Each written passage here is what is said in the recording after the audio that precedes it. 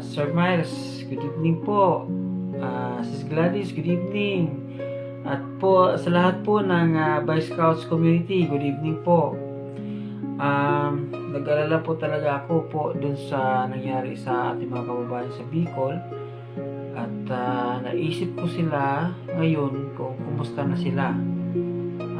Lalo po sa bayan ng Cagsawa, Ginubatan, Iwi, at also sa Catanduanes at Caramuan.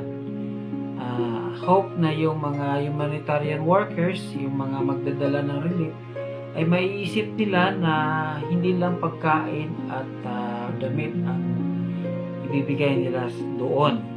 Kasi mag-umpisa po yung mga tao doon sa wala. Mag-umpisa yun from the start, from the scratch. Nung naalala ko nung nagkaroon ng unong-undoy dito sa amin, ay na-wash out po lahat ng aming mga gamit, no?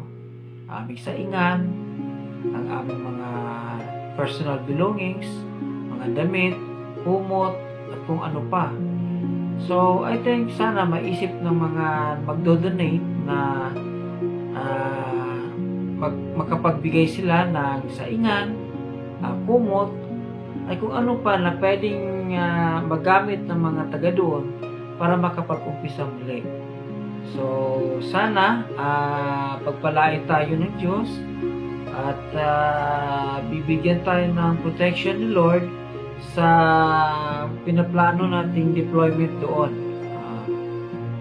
Sa inyo guys na pupunta doon, ingat po kayo at naway pagpalain tayo ng Diyos na matulungan natin ang ating mga kababayan doon na mahigit na nangangailangan ng ating tulong at pagkalinga. So, Sir Miles, good evening ulit. Thank you.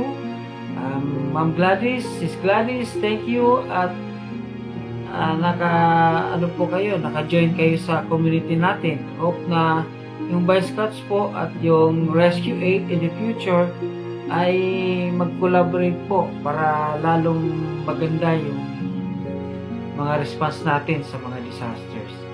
Okay po, good evening and God bless us all po.